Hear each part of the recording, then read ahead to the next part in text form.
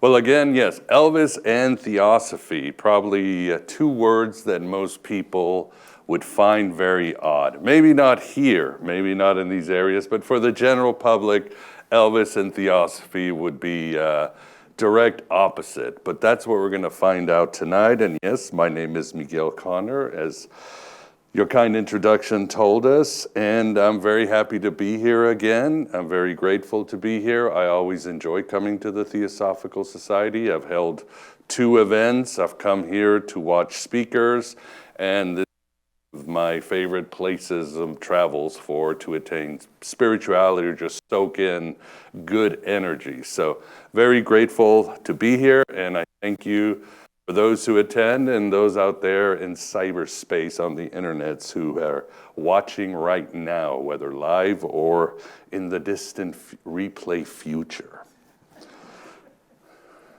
So as he mentioned, yes, the book is called The Occult Elvis, The Mystical and Magical Life of the King. Just out of curiosity, has anybody here read the book yet? Mr. Richard Smoley, glad to see that, yes. Well, you're in for a surprise. But before we go on too, I want to know how many people here are Beatles people? 1, 2, 3, 4. All right. Yeah. How many people here are Elvis people? Okay. I see there's some double hands because the idea from the movie Pulp Fiction, if you've watched it, there's a famous scene where Mia Wallace is filming the very sullen Vincent Vega played by John Travolta.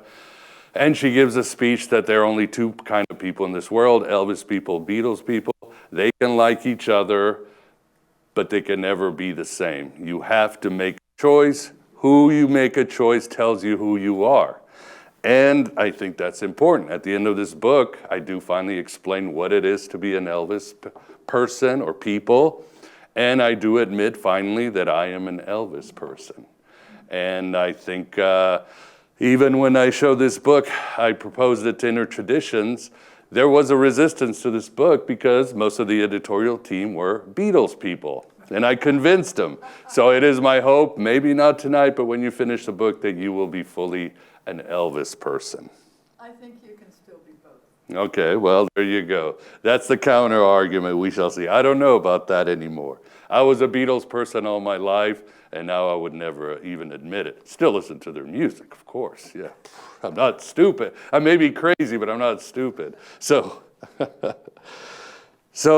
the titles, yes, the book is very broad and comes with many ideas, many traditions. But as they say, when in Rome, do as the Romans. So when in the Theosophical Society, we're going to focus on Elvis and his relationship with Theosophy. Now, before we get started, I want you to take a look at this picture, and which will be important later on. Now, obviously on the right, we've got H.P. Blavatsky, and on the left, we have Gladys Love Smith, Elvis Presley's mother. And it's important, this is in the book, but it will be important later, so just take a quick look, and we shall continue. The book has many themes again. One of them is the overlooked life of the king, this mystical part of him, this occult part, this esoteric part of his life that most have missed or that has been severely underreported. It's one of the, as I say, it's the best, it's a secret hidden in plain sight. And this, I felt called that it was my time to sort of revisit this and put it all together. It's not the first time. We have here Richard Smoley, who was the editor of a book for Quest by Gary Tillery called The Seeker King. Came out 10 years ago, and that book is my, you might say, spiritual ancestor, direct ancestor to the occult Elvis. Obviously, since then, much more has come out. Ginger Alden, his girlfriend, came out with a book detailing all the occult sides of Elvis. There have been articles, documentaries. So it seemed time that for a book that, again, brought this all together and offered different lenses to how to approach Elvis. The other, you might say, theme of the book too is that of fate and destiny, as you will see. And this is prevalent in the book, and I hope the reader can find this in their own lives. Are we fated to be who we are, and can we make a destiny out of it? I don't answer any questions. I leave it up to the reader to figure it out, as with many of the issues and ideas of concerning Elvis and your own life. The other one is self-knowledge. Throughout Elvis's life, this theme was very important. The idea of who exactly we are and how, when we find out who we are, can we navigate the harsh winds of fate or the harsh glaciers of fate. So self-knowledge is another important theme. And again, it culminates at the end of the book with finding out what an Elvis person is, what exactly is self-knowledge, and can we navigate fate. Another theme too is, what is America? As we, today in the year 2025, we are finding this country more and more fragmented. And it seems nobody knows anymore what it is to be an American. I think this book answers it because, in truth, Elvis really symbolized what it is to be an American. He is the avatar of the post-war essence of America, for better or worse. He is the, as I call him, America's magician, America's shaman. He is the living egregore of the American dream. And I think Elvis's message, more than ever, really answers what it is to be an American. I think Elvis's essence and his message and his life can help us understand what it is to be an American and even heal. And that's my hope. But those are some of the themes of the book. Now, as I say in the book, nothing happens in a vacuum, not even vacuums. So it's important that we take a look at Elvis's life and see how he eventually became connected to Theosophy and other Western esoteric traditions and even Eastern traditions.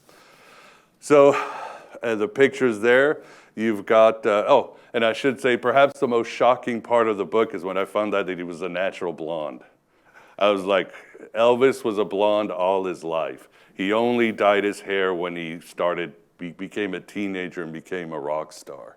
And some say he was trying to imitate Tony Curtis. I think he was trying to imitate one of his great heroes, which was Captain Marvel and Captain Marvel Jr., or as we know him today, Shazam, and the hairstyle and everything. And when you look at his costumes, you realize Captain Marvel was really one of his guiding lights. But anyway, straight out of the gate, Elvis was going to be Elvis. Fate and destiny. When he was born in Tupelo, Mississippi on January 8, 1935, and there's the little house where he was born. Because of their financial situation, they had to have the birth, Gladys had to have the birth at the house. They couldn't afford a doctor and a hospital, so it was done there. Some accounts say they couldn't even have a midwife. It was just family members. So while Gladys is in labor, Vernon goes out to have a cigarette, and it's cold. He goes outside, and suddenly a blue light appears over the house. Now, what is this blue light? Was this the mothership? Was it some heralding star or comet like we see with famous historical figures like Jesus or Alexander the Great or even Buddha? What was going on? Well, again, I leave that up to the reader.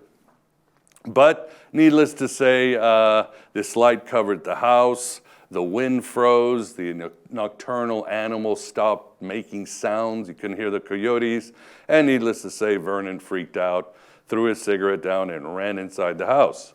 Now, he basically wouldn't have time to relate of this extraterrestrial encounter, but because tragedy would strike the Presleys. Jesse Presley was born, but he was born stillborn. He didn't make it.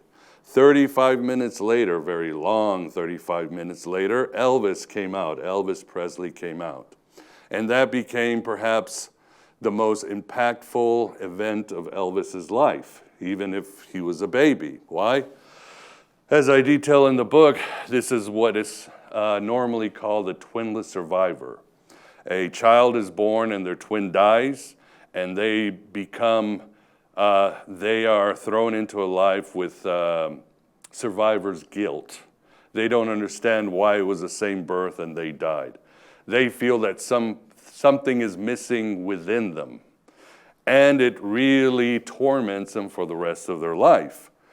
But at the same time, these figures become, you might say, daemons or inspirations for twinless survivors. In Elvis's case, yes, Jesse became the biggest question of his life, what drove him to everything, but it also became a voice in his head, a daemon, if you would. Jesse would appear often in dreams and visions and gut feelings. It was like his conscience that led him through life and helped him make his decisions. In the book, I compare Elvis to other famous twinless survivors like Philip K. Dick, Liberace, and others. And Philip K. Dick famously said when he was asked about his twin Jane, he said, "I guess I got all the milk." Heavy, guilt, terror, longing. So the characteristics of a twinless survivor is usually they are seekers, they are creative, but on the shadow side, they tend to be workaholics, self-destructive, prone to addiction, and have troubles connecting to others, specifically whoever they're attracted to. So it seems Elvis was Elvis straight out of the gate because that kind of fits his life. Poverty too was very impactful for Elvis. We're talking Great Depression, 1930s, the South. We are talking the type of bone-crunching poverty we can't even imagine. We are talking a child who often went hungry. Some nights all they could afford was water and cornbread. They were homeless for a while. We're talking, yes, painful poverty, and as science has told us, poverty is traumatic. It is, and it's epigenetic. And Elvis grew and survived in these terrible conditions, along with millions of others in the South, regardless of your race, creed, whatever. It was a bad time. And poverty was something that really molded him and drove him to, again, be Elvis. He wanted better for his family, and he certainly didn't want to go back to that. And it certainly taught him a lot about humility and sharing and spreading his message. The other feature or characteristics or influence on Elvis, we must say, is his abusive mother. After Elvis was born and Jesse didn't make it, they went to the hospital, and Gladys was told she would never conceive again. So almost logically, she became very possessive. And the problem is she became too possessive. She wouldn't let Elvis out of her sight and just basically smothered him. This is what is known today as lethal enmeshment or enmeshment. That's when the mother basically makes the child the proxy husband. So Elvis became the king of his kingdom straight out of the bat. The problem is this child is not allowed to create solid and healthy ego boundaries or explore the world, make its mistakes. So it's very destructive to the child. And this child is always in this extreme of being the proxy husband, but also being the little urchin who has to escape and walk around in the dark so it can, play without its mother finding out. So this was abuse. And furthermore, Gladys was very heavy-handed, even for those days. I'm sure many of us grew up, we know what a whooping is. We all got the belt different times.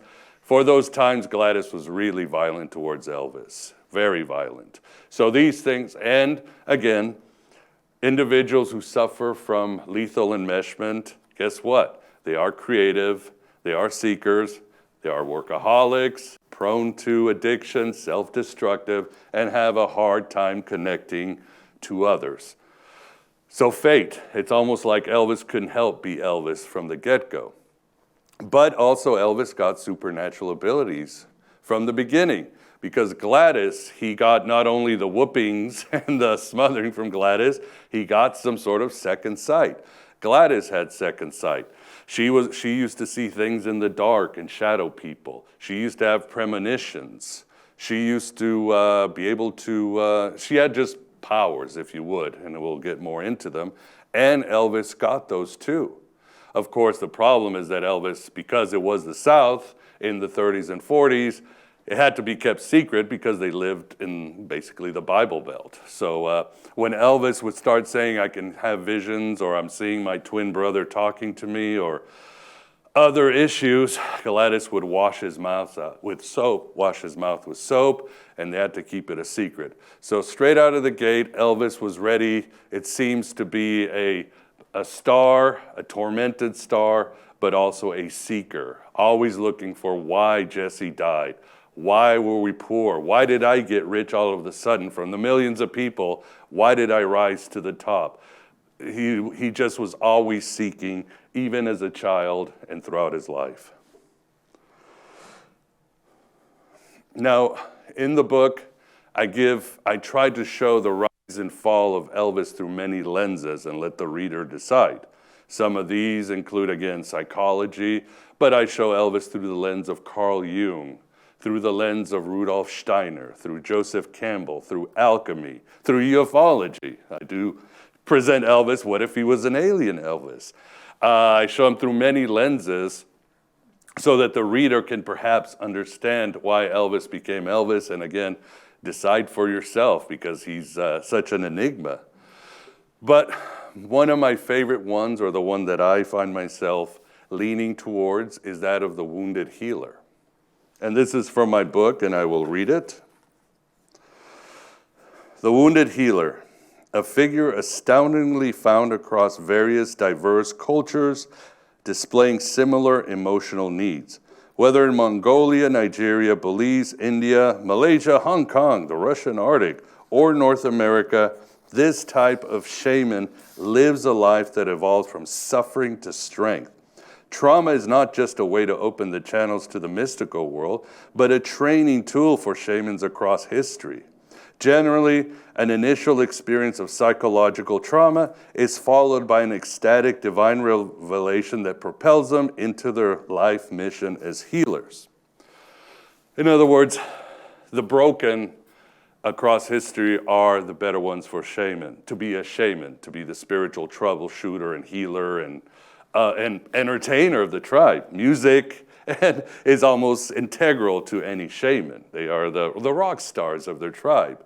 But it's usually an individual who had a near-death experience or a disability or something horrible. I've heard stories that if they can't find a shaman, they will brutalize a child until the channels of communication open.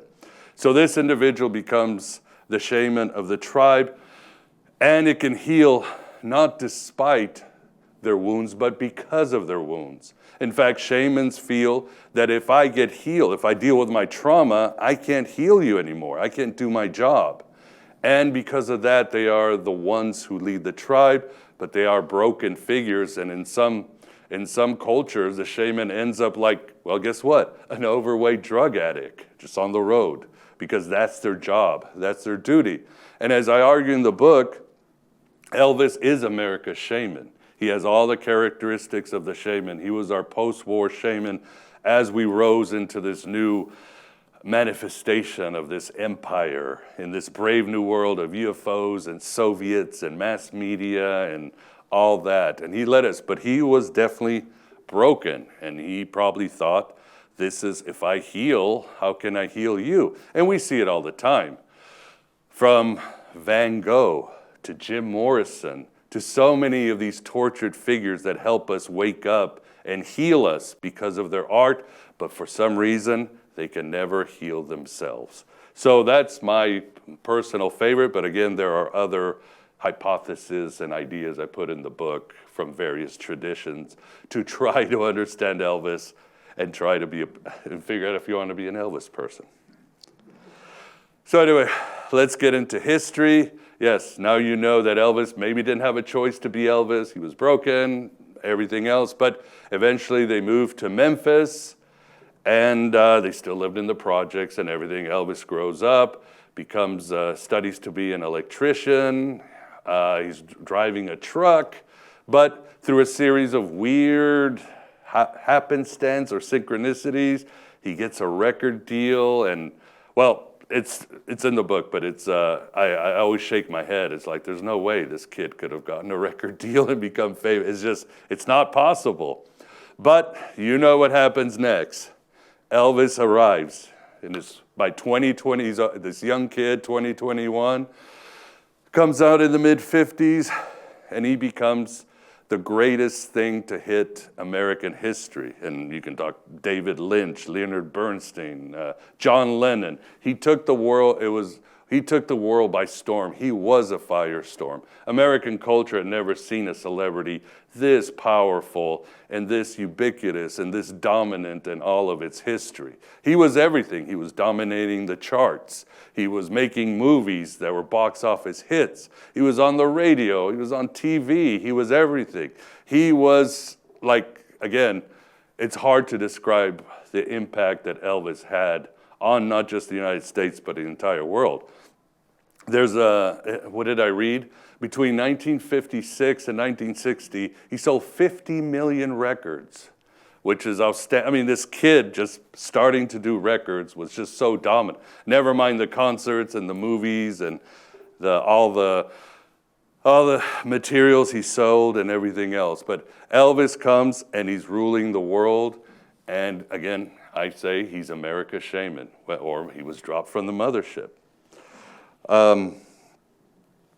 But despite at the time considering himself a conservative evangelical Christian, a Pentecostal Christian, the occult or the esoteric arts kept following him and developing him. There's a picture of him in the army. In 1958, he gets drafted to the army and he spends 2 years, and he eventually becomes a sergeant. He's just another guy, another soldier in our endless wars.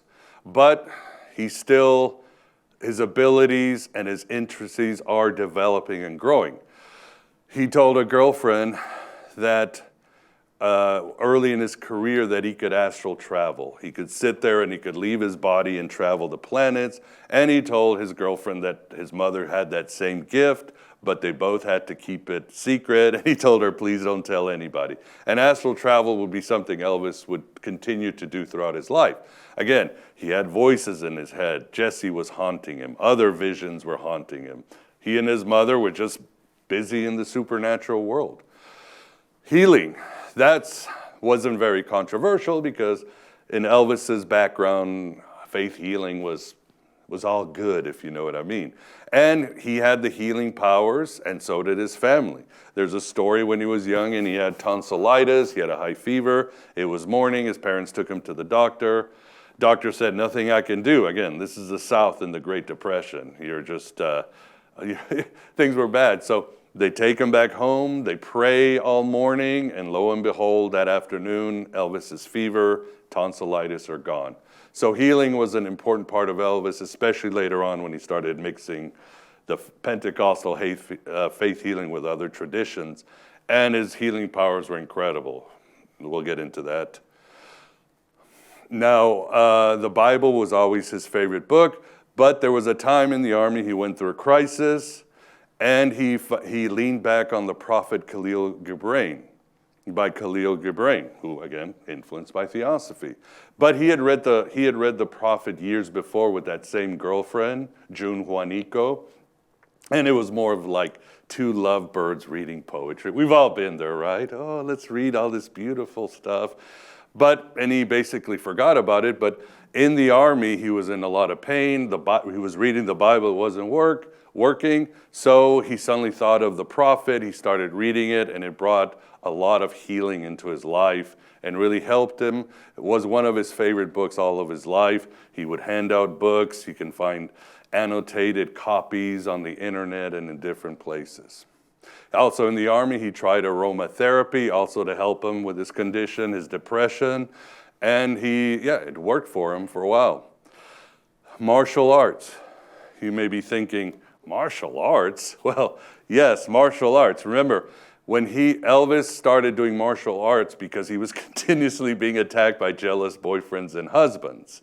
And, he was always armed to the teeth, but he knew I can't just start shooting, every time a jealous boyfriend attacks me. So he started training martial arts, and he got his black belt in the late 50s. And back then, he was only one of 100 people in the United States with a black belt. In a country of 170 million people, that's more esoteric than Theosophy. I mean, that's like the niche thing from the East. And later on, Elvis kept practicing, and I argue, and many have agreed, that he mystified the idea of martial arts. Him being public about martial arts and doing videos paved the way and opened the doors for individuals like Bruce Lee and Chuck Norris and Kung Fu, the series, great series, and all that. So martial arts was a big part of his life. During the army too, he had decided that the idea of a permanent heaven and a permanent hell made no sense, and he started to talk to people about reincarnation, and he accepted this doctrine, and he would have that belief again for the rest of his life. But again, Elvis going into the esoterica was a slow, gradual move, but sometimes again, trauma and pain is what gets us really through the door, if you know what I mean. That's what gets us to find the bigger answers and gets us to go and procure solutions that are beyond the norm. And that would be the same for Elvis. A tragedy would strike. One of them was the death of Gladys in 1958, right before he was still training to go into the army. And again, it was the prophet and aromatherapy that he leaned on to help him with this event. He was only 46. And even if he didn't have this Oedipal relationship with Gladys, it was very tragic. He was still in his early 20s. It was sudden. It was brutal. He was given 2 weeks to mourn and then shipped off to West Germany. So it broke them. It broke Elvis.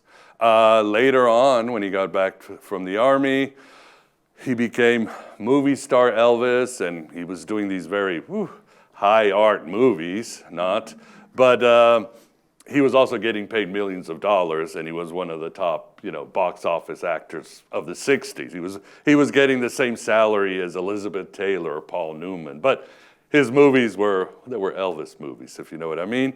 But Elvis realized he was not enjoying life. He had everything. He had conquered rock music. He'd conquered Hollywood, more money than God. Everybody loved the most popular celebrity in the world.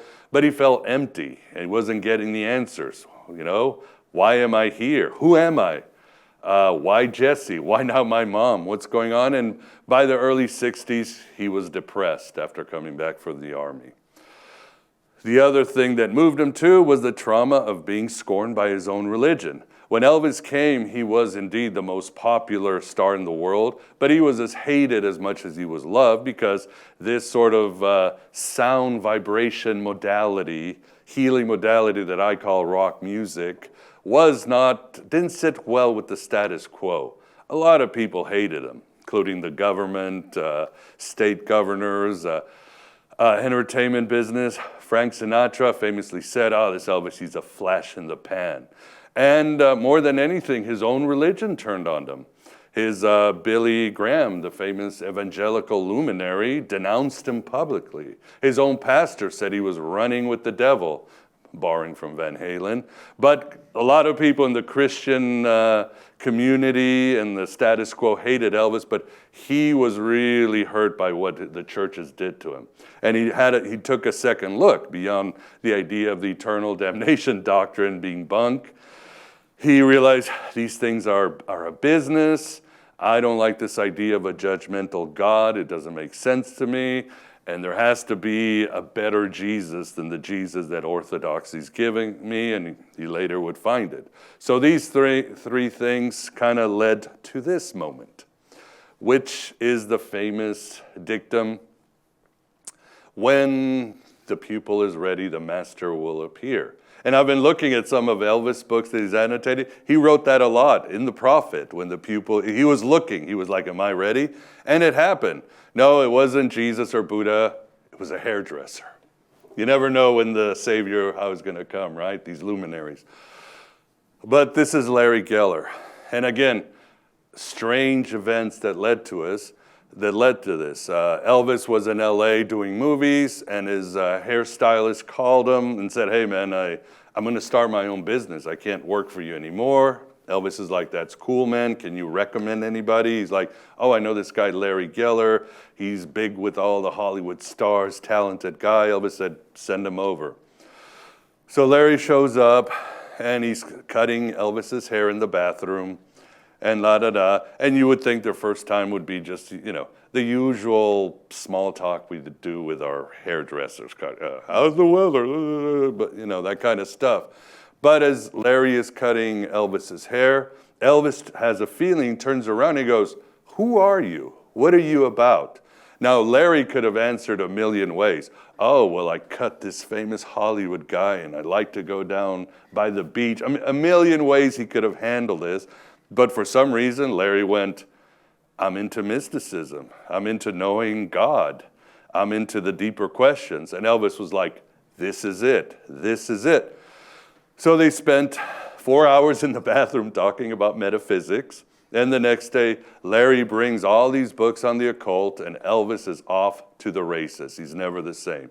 His whole life's quest is to understand the alternative spirituality, the esoteric, and everything else. And Larry would be one of his main spiritual teachers, again, until the end.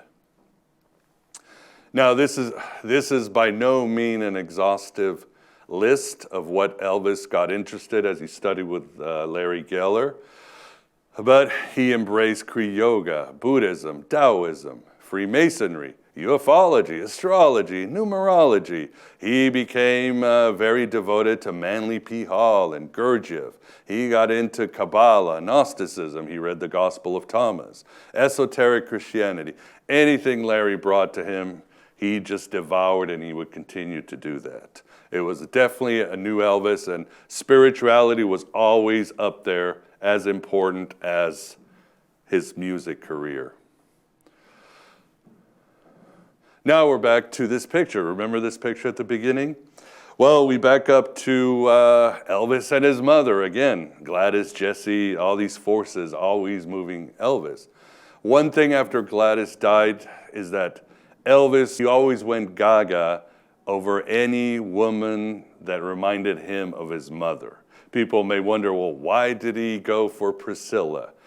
She's a teenager. He's the most famous person in the world.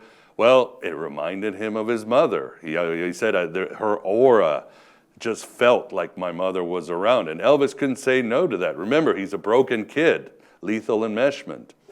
Same with Dayamata, who was the successor of Yogananda at the time. Larry takes him to the ashram over there on the West Coast. Dayamata reminds Elvis, her aura, her eyes remind him of Gladys. He becomes devoted to Dayamata. She becomes one of his teachers for years. He's always going to the ashram to practice and learn. So when Larry and Elvis are looking at all these books, he comes to this and he's like, oh my God, Larry, she reminds me of my mom. Look at those eyes, look at those eyes. Now, you can decide for yourself, but what's important is that Elvis thought so, and he became very devoted and passionate over Theosophy. As he learned, it fit him like a glove, but that was, you might say, his entry point into Theosophy. So what did he read? The book has more examples. These are just a few of the examples of the books read from Theosophical traditions. Obviously, he read The Secret Doctrine by H.P. He read The Chakras by C.W. Leadbeater. He read You Are the World by Krishnamurti. He read The Letters of Elena Rorick by, Elena Rorick. And he read Esoteric Healing by Alice Bailey, and sometimes used some of her techniques. There were times when Elvis would actually heal himself mystically, but very few times. So again, the book has much more. I bring lists of all the books Elvis read, and I'm finding out even more as I go online and so forth. Something that should be mentioned is the idea that Elvis really was an intelligent person, almost a scholar. He had a brilliant mind, and I've seen a lot of the pictures of Elvis annotating and writing and circling books, and just a smart guy, very smart guy. Even when I went to Graceland, there's books of Elvis on the occult, and you can see Elvis writing them. You can get these online, but they're very expensive. But he was very much a scholar, or I like to call him, he really was a philosopher king. But as Peter Guralnick writes in Careless Love, and Peter is probably one of the Elvis biographer in the world, most famous one. His books Careless Love and Last Train to Memphis have sold millions. It's considered the definitive Bible on Elvis. But he wrote, it was never enough for him to simply read a book. He had to absorb it, think about it, question it, link its thoughts and ideas with all he had read before and things he had heard people say. And this is from my book. I wrote, he was a voracious reader. There were times when, wherever he traveled, his staff carried a personal library of 200 books.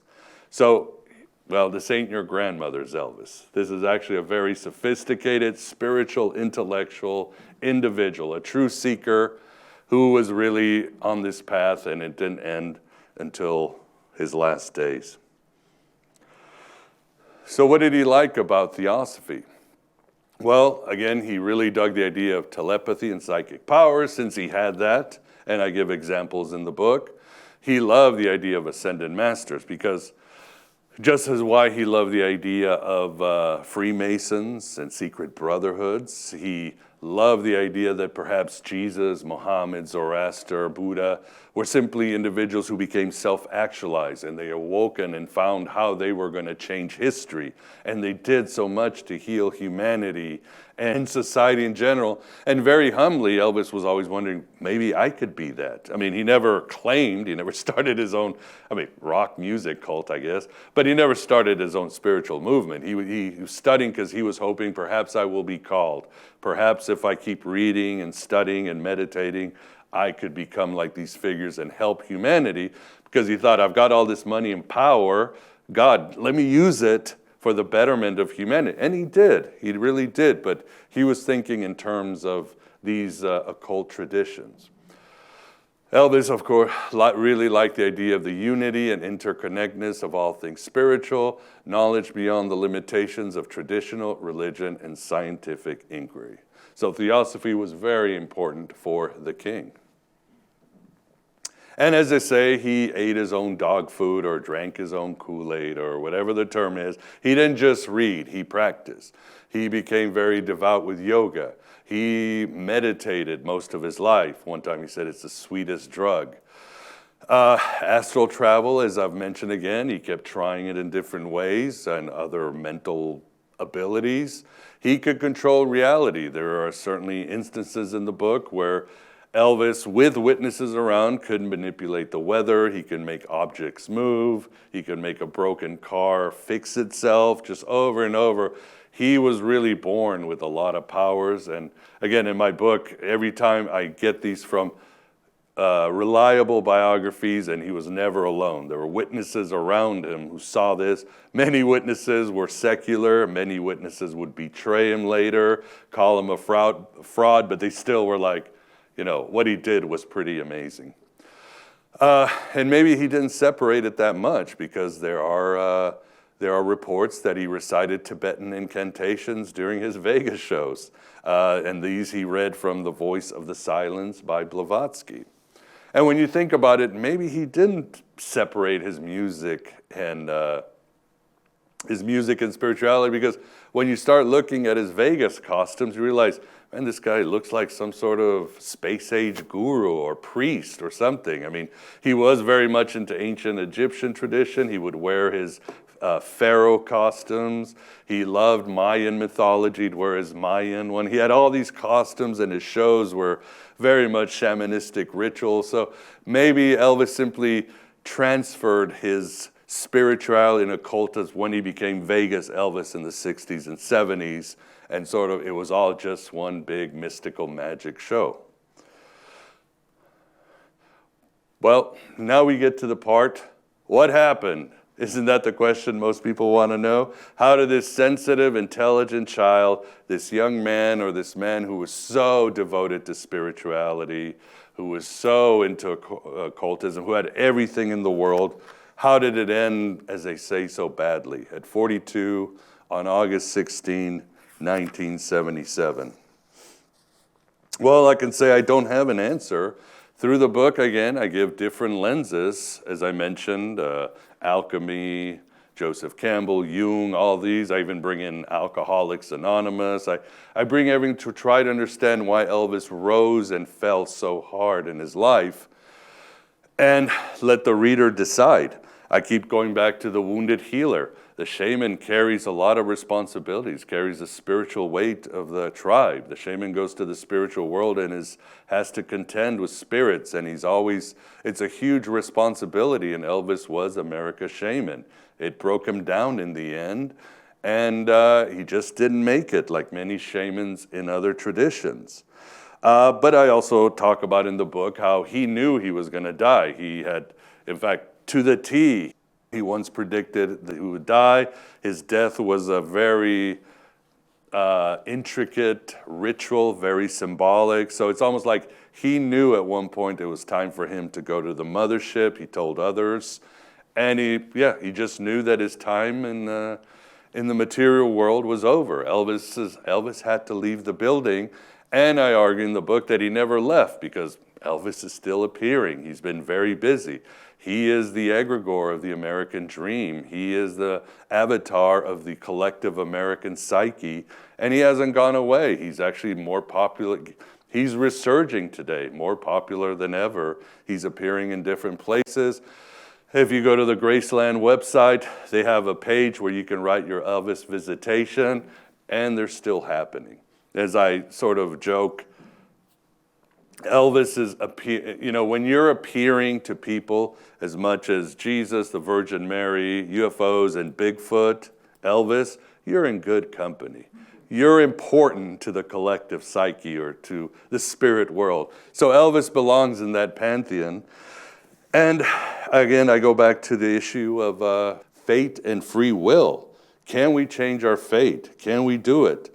And also the issue that there are no guarantees in life. Just because you're spiritual or awakened doesn't mean you're going to be happy. You know, the old saying, before enlightenment, I gathered water and cut wood. After enlightenment, well, before enlightenment, I was depressed in an attic. After, it's going to happen to me. So there are no guarantees any of us makes it. That's what makes the hero's journey so tantalizing and exciting. And often the hero comes back from the hero's journey and he's broken and things don't go well, but that was his mission. It was worth it. And we can look at other luminaries that had similar lives when it comes to mysticism. I mentioned Van Gogh, Jim Morrison. So many of you, I'm sure you have your own examples, but you can think of others. Alan Watts, he died an alcoholic with poor health. Robert Anton Wilson, there are reports he died also an alcoholic, terrible health. Krishnamurti, I've heard reports he was very depressed at the end of his life. People weren't getting his message, and things didn't work out how he wanted them to work out, or like Elvis and Wounded Healers, he never healed that trauma. It's your choice. You want to heal that trauma, but you're no longer useful to the tribe. Aleister Crowley died a drug addict and also poor and broken down. Jack Parsons, same too. Broke, drug addict, just things didn't go well. So it's a big question, and I wish I had the answers. I don't know what I would choose, but I think I would follow Elvis's path. I want to be an Elvis person. As a saying so, but at the end, as Frank Herbert said in Dune, life is a mystery to be experienced, not a problem to be solved. I give options, but I think the idea, as Elvis would want us, it's really to experience God and to try our best to make a better world. And as I say in the book, he is still with us. He hasn't gone anywhere, and he will be here soon. And I hope when you read the book, you will be Elvis people, or at least you start having your own Elvis dreams or visions, as many people have told me. So lastly, I'd like to end with this quote by music critic Bill Bishop. It's one of my favorite quotes and represents how he is the avatar of the American dream, the American egregore. And it goes, Elvis is loved and he is hated. He was a genius, a fraud, a saint, the devil, the king, the clown. Even more than when he was alive, Elvis has come to symbolize everything great and everything hideous about America. And then when you look at his music and his occultism, he was always, the big melting pot. He would throw things together, country, blues, everything, and create his, same with his occultism. He loved throwing things together, and that's so American, right? We throw things together, we innovate, we make it more efficient, we throw things against the wall, and something better comes out. That's part of Elvis, that's part of America.